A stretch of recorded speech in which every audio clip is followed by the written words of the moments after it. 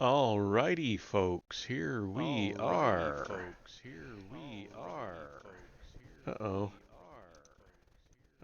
I need to mute a tab there because sound's coming through. All right.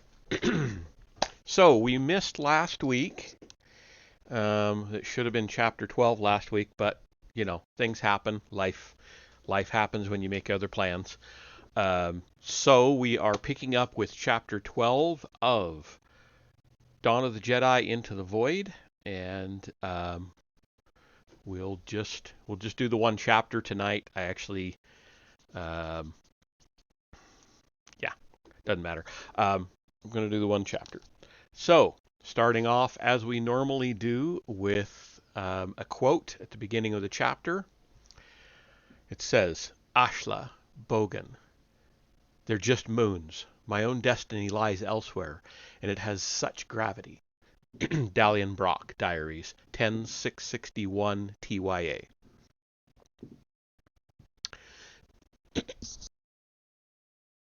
Excuse me. All right. Lannery wakes from a dream of home in which she is dreaming of the stars and Dal is sitting beside her. He is bathed in firelight, but most of his face is in shadow. Still, she can read him from his stance and his stillness. He is staring at her with a terrifying coldness. What? Is there something? But she knows there is no threat from outside. They are a day away from Anilkesh, camped beneath a copse of heartberry trees. They have eaten several berries each, and Lannery's stomach is warm and comfortably full, the berries' goodness thrumming through her. There's wildlife in these foothills that might mean them harm, acid spiders, and rumors of a family of flame taigas that cross the Moon Islands. But she would sense if any of them came close. She would know. "I am the chasm," Dal says. His voice is lower than before, deeper, as if echoing from somewhere deep. "What do you mean?" She sounds like a scared little girl. She is scared. Dal shifts, turning toward the fire so that its light reveals his face. He is still her brother, but he looks older than before, wiser, as if she is seeing a Dal who has already completed his great journey. "I have depths waiting to be filled, places you can never see and go, because you're Jedi, and my depths are my own, not steered by something else." "The Force doesn't steer me, Dal." He snorts.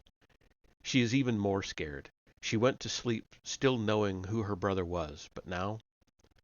"What happened?" she asked. "I am the chasm. I have depths to explore and fill." "Depths implies mystery and fullness, but in you I sense only void." "Your Force tells you that," he says, almost spitting the words, "and you believe it." "No, I know that because my love for you as a brother." For the briefest instant, a look of regret seems to cross his face, but perhaps it is merely a flame from the fire casting a sympathetic shadow.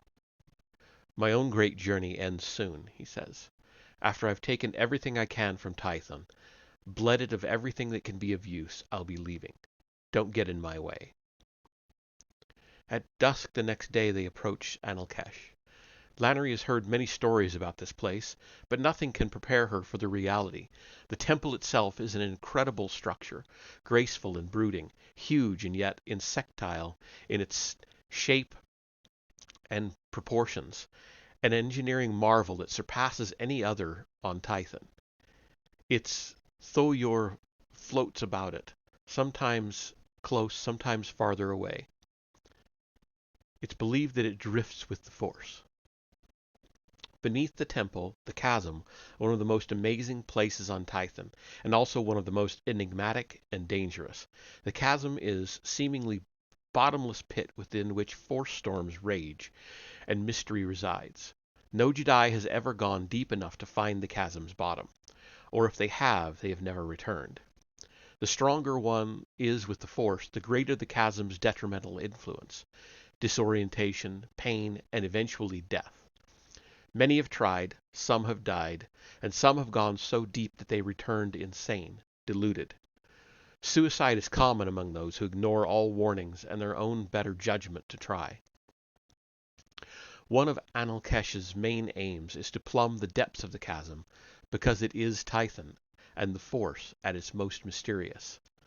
Lannery has seen hollows of Temple Master Kuangjiang discussing the chasm, and even through these she can sense his awe and fascination.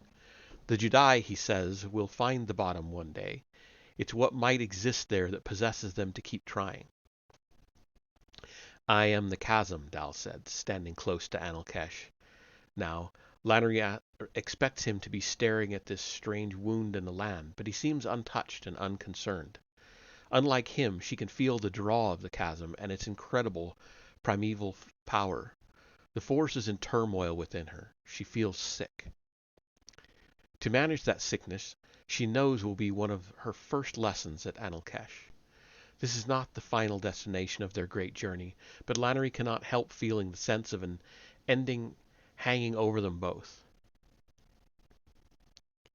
Greenwood Station was a city that never slept. The sun had set, and the dome was now illuminated by hundreds of huge lights suspended beneath the massive support ribs. They were a poor substitute for the sun, but Lannery supposed this was their night. Shifts were changing, the air was filled with the smells of industry and cooking and sewage, and she and Trey were once again approaching Max Hagen's imported water stall. She saw him from a distance, closing broken shutters across his tables and instructing several helpers on where to store those bottles not yet sold. He waved away a couple of late customers with an apologetic smile, then saw Lannery. His smile remained, but it was no longer soft. Lannery did not break her stride, but she did feel comfort from the force flowing through her. Muscles tensed, her sword sang with power, and her senses, always alert, became attuned to danger. Max Hagen was her focus, but if he meant her harm, then he would desire that focus. Any attack would come from those around him. Tresana, Max Hagen called. Lannery, so good to see you both again. Trey glanced around nervously to see if anyone else had heard his name, and Lannery could not help smiling. She wondered how many enemies the Twi'lek had made over the years. I'm surprised you closed up shop, Lannery said. Only for a while. People travel to work now, intent on their journey. Or perhaps go home, or to the taverns, where water isn't their prime concern. Also, I find that information is at its driest at this time of day. I expect you're filling and resealing the bottles too, eh? Trey asked. Max Hagen looked genuinely hurt. You doubt my product? Trey didn't answer. Other water merchants come and go. They fill bottles from poisoned springs in the caves below Greenwater Station, drop in a few purifying tablets, seal them up, sell them as pure. None of them last long. That's why I'm still here, selling purity after 4 years. That's why they always come back to me. Everyone buys their water from you? Lannery asked. Everyone that matters, Max Hagen said. His face dropped abruptly. But that's enough about water. Follow me. He turned and pushed his way through curtains at the back of his stall, and Lannery and Trey had to climb over the tables to follow. He led them across the busy square toward a doorway in one corner. At first she thought he was taking them down into one of his opulent rooms again, but then she heard the sound of revelry and smelled spilled drink and spiced food. When Max Hagen entered the tavern, only a few inquisitive eyes turned their way. Most lingered more on Lannery than the water seller, and she kept the hood of her robe raised. She never could shake the feeling that her Jedi heritage was easy to see. In the corner round table, Max Hagen said. I'll bring drinks.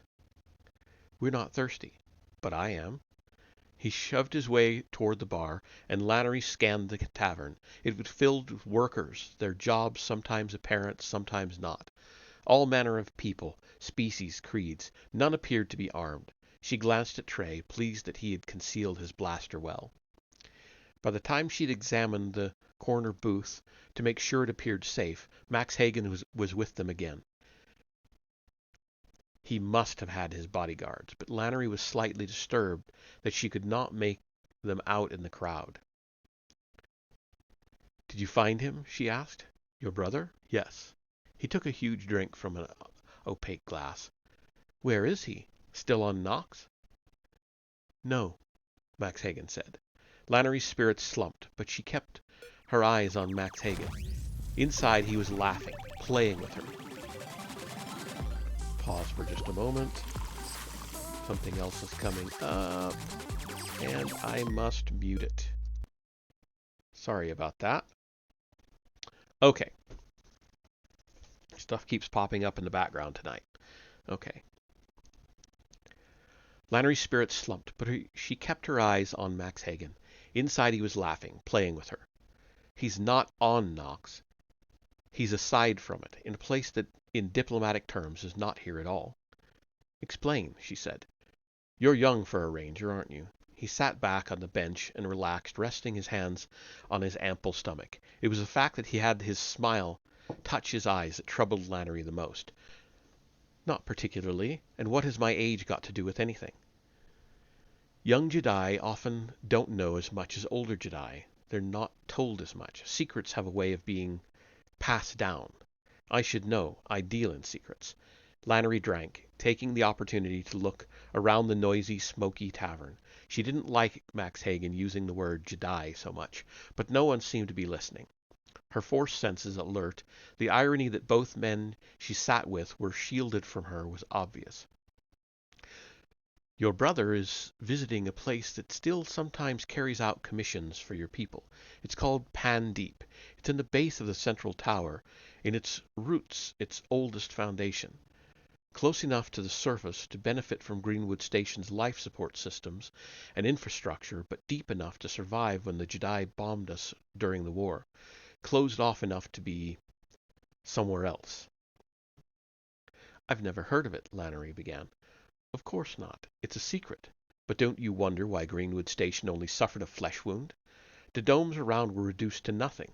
The people fried or crushed or blasted. But here," he raised a hand as if indicating the ruptured dome, "repaired now, where a Jedi attack had scooped out a small portion of the city." "So how do I get there? What does this place do?" she asked, but she already knew. Dowell was having his device built there. A sense of urgency took her, and she calmed her excitement. "High-end tech stuff," Max Hagen said. "Very high. Military, sometimes beyond. Really advanced science that I can't even be bothered to try to understand." He smoothed a hand back over his bald head and passed his ear, smiling softly. "I've used the place myself, on occasion. I have an interest in it, and even more of an interest in those who would use it." "He's there now?" Lannery asked. "With his stargazers?" "He landed 2 days ago, and his ship is still in the starport outside the city. But I don't know how many people landed with him." "Tell us how to get into Pan Deep," Lannery said. "You're that desperate to speak with your brother, Lannery? And Trey, you're that eager to help?" "Yes and yes," Trey said, answering for both of them. Max Hagen glanced aside, and for the first time Lannery saw a movement across the tavern that sparked her senses. 2 human men, short but strong, and neither seemed to be paying their drinks any attention. They stared down at the table where they sat concentrating, listening, the glint of metal in their ears. Lannery leaned across the table, pleased to see Max Hagen pull back. "You know who and what I am," she said. "You might mock my youth, but you're an older man who's survived all these years doing what you do. That's because you're wise. You court safety. So you'll know not to mess with a Jedi, Max Hagen. We've paid you for information, which is gratefully received. So now we'll be on our way." Max Hagen's smile remained on his lips, but faded from his eyes. "Are you threatening me?" "Yes." With 3 of them frozen that way, Lannery ranged her senses out across the tavern. The 2 men staring at the table, a Wookiee at the bar, a Zabrak just outside the door, A triple-barreled blaster concealed in her backpack, but within easy reach. 3 Noghri laughing uproariously in another corner, blades tied to their legs, claws equipped with artificial poison sacs. All Max Hagen's people, all watching her. If things went wrong, it would be a bloodbath, and Lannery did not have time to be killing. "Nice doing business with you," Max Hagen said, grinning. He pushed a small memory pod across the table, holding out his hand, palm up. Lannery swept up the pod, and against all her instincts, she shook his hand.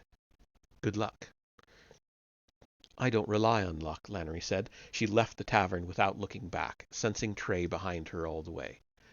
Eyes followed him out. They passed the Zabrak waiting outside, and Lannery nodded at her. "He could have told us more," Trey said, as they walked across the square. "You're not expecting there to be much on that pod, are you?" "There was plenty he wasn't telling us," Lannery said, "but the place will be easy to find, trust me." As she walked, making sure they weren't followed, she slipped the pod into her wrist computer and accessed the Peacemaker's main computer. She instructed it to read the pod carefully, and with full protective protocol in case Max Hagen had tried to pass on a parasite, and search for construction plans of Greenwood Station. "Come on, no time to waste." She imagined her parents' faces were she to tell them that Dal was still alive, and she remembered their expressions the one time she had gone home since becoming a ranger, as if they had lost her as well. Lannery could not breathe a word of this to her mother and father until it was over, and even then she would only tell them if everything ended well. If she had to kill Dal, that secret would follow her to the grave. The ship located the newest construction plans it could find for Greenwood Station's central core and transmitted them to Lannery's wrist unit. As the midnight siren sounded across the dome, Lannery and Trey entered an abandoned warehouse in District 4. They were very close to the central column here, and looking up, Lannery could see the countless lights belonging to those who lived there. So many up there profit from what lay below, but that was always the case. The ruling classes always set themselves higher. From the plans, Lannery could see that the subterranean Greenwood Station was not a quiet place. The foundations of the newer city were made from old, tumbled buildings of the past. There were artificial structures deep underground, their uses not always obvious. There were also transport routes, massive tunnels, carved into the city's substructure, along which the largest of its products were transported to its spaceport, ready for export. Along with life support systems, water reservoirs, waste management plants, power centers, and storage facilities, the city was almost as expansive below ground as it was above. But the place she sought, Pan Deep, was not actually that far below the rest of Greenwood Station. What set it apart was that it was built within the central tower's deep foundations. It took some time to negotiate their way through the first subterranean level toward the tower. Lannery sought to keep their movements covert. She was already uncomfortable, but Max Hagen knew their destination, and certain that he had withheld information from them. But she'd grown weary of his games. She was sure he was a consummate liar, but she had to assume he was telling the truth about Dal and Pandip. It certainly fit with what she knew her brother was attempting, and that was something that she hoped Max Hagen could not know. The descent from the warehouse was down an old, rarely used spiral staircase, their feet clanging on metal treads, glow rods making shadows dance. Lannery recalled all her training at Kigonkesh, craving the peace of that silent desert as she cast her senses out and around them. She smelled for danger, listened for held breaths, searched the deep shadows with force-enhanced sight, and if her mind touched one other mind intent on violence, she would know. After a while they reached a long, winding tunnel that led toward the tower. She flicked on her glow rod. Just as she judged that they were beneath the central core of the tower, the tunnel opened out into an excavated cavern, a massive place with a floor sloping in from all sides toward a sinkhole in the middle. "Oh," Trey said. "Oh!" He pressed a hand over his nose in disgust, and Lannery could only agree. They'd been smelling the rank tang of sewage for a while, but actually seeing this place seemed to make everything so much worse. The effluent of the whole tower flowed here. Perhaps 10,000 people of a dozen species, all venting their waste into toilets and disposal units in dwellings and offices, taverns and restaurants. Rainwater, already stinking with pollutants, was used to flush, and now they could see the resultant rain of showering down from the high ceiling. Countless pipes and gullies led here, their stinking contents falling in blessed darkness to splash onto the ground. And the floor was moving, a thick stew of repulsiveness flowing slowly down the slope toward the large hole in the cavern's center. From there, Lannery guessed it fell into an underground lake or a deep fault in the planet's crust.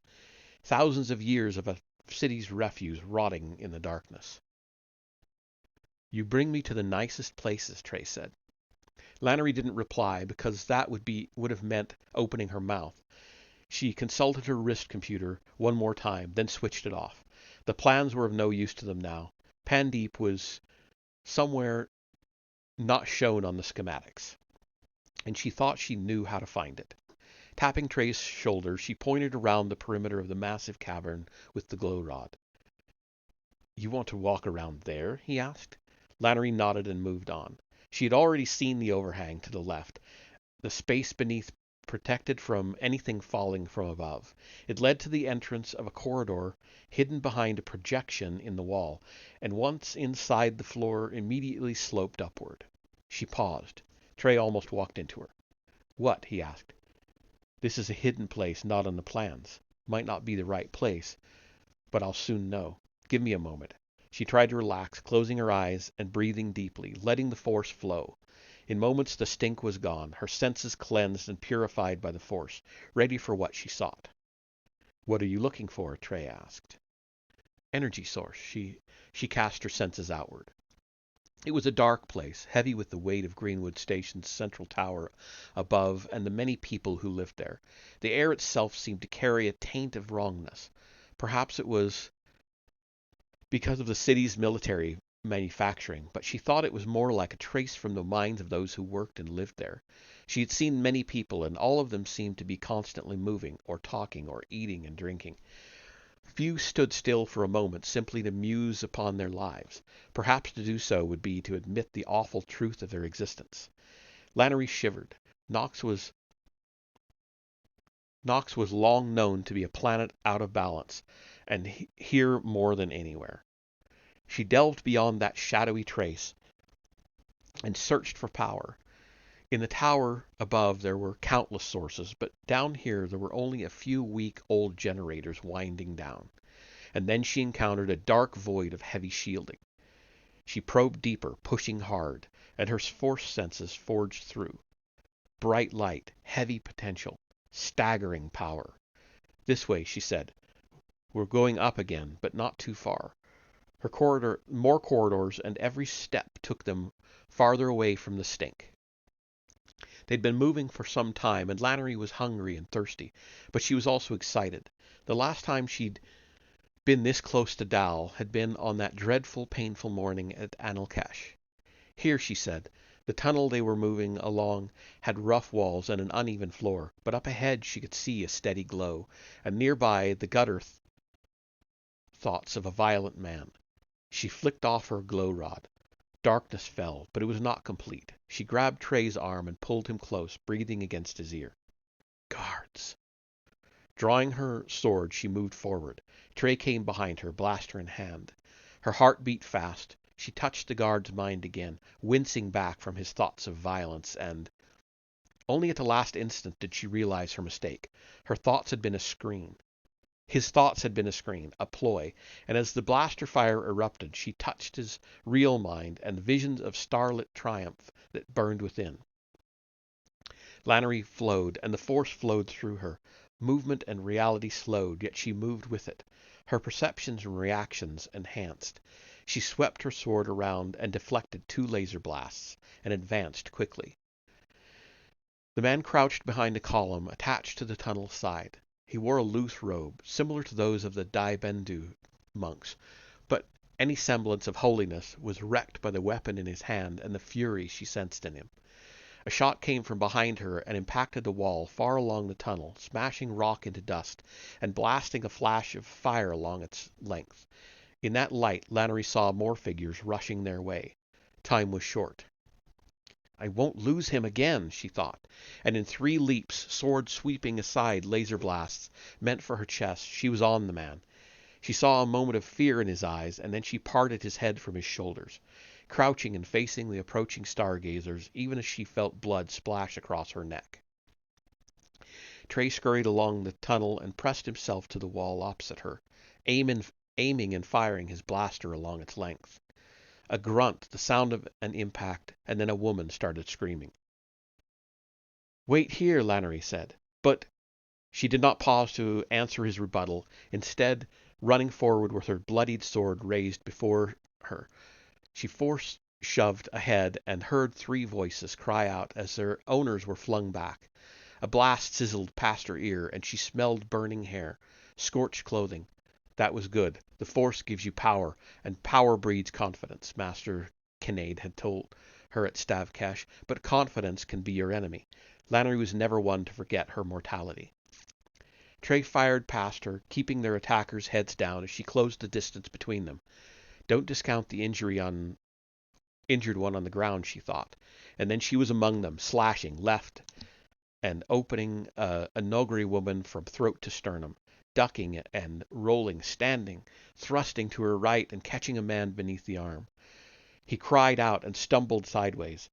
Her sword jammed between his ribs. He fell.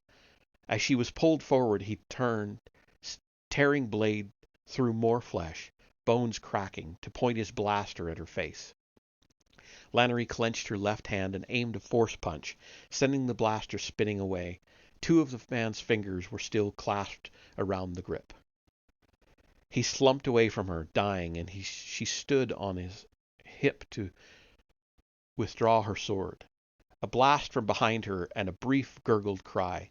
She spun around. The injured woman was slumped against the stone wall, her throat and lower jaw an open wound, raw edges still sizzling from the laser blast that had killed her. 10 paces along the corridor, Trey lowered his weapon. "She was almost on you." Lannery nodded her thanks. That was too close. Clumsy, she thought. But now was not the time to analyze her mistake. "So now they know we're here," Trey said. "I think they've known for a while. Come on."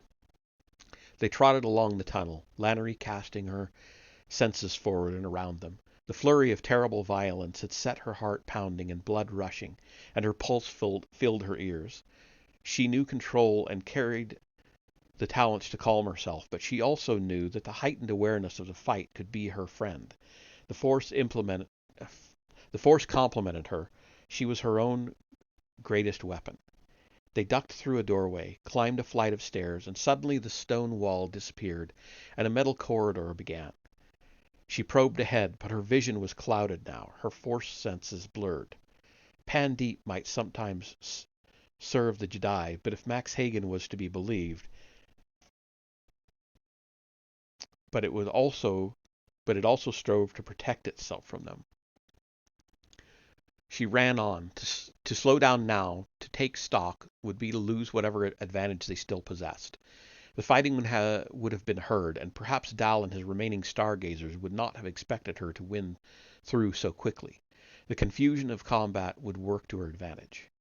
Through another doorway, and then there was a room. Behind her, Trey gasped.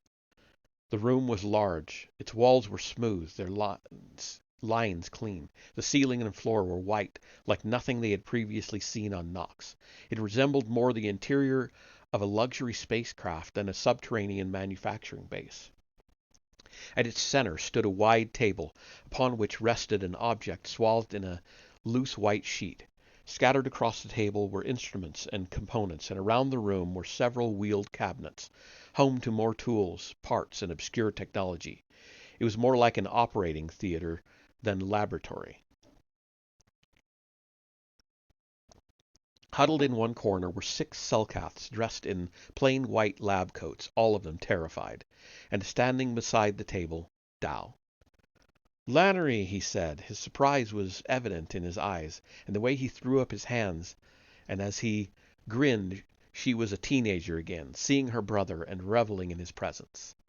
A flush of emotion swept through her, pleasure and sadness, loss and love. He came forward as if delighted at her being there, and for a moment Lannery was consumed by memory, and that was the only moment her lost brother required. Trey screamed, and something struck Lannery's head. As she saw the floor rising to meet her, darkness swallowed her. And that, my friends, is the end of chapter 12. And we will pick up from there. I'm not going to read another chapter tonight. We'll pick up from there next week, barring some unforeseen hindrance. So I will see you all then.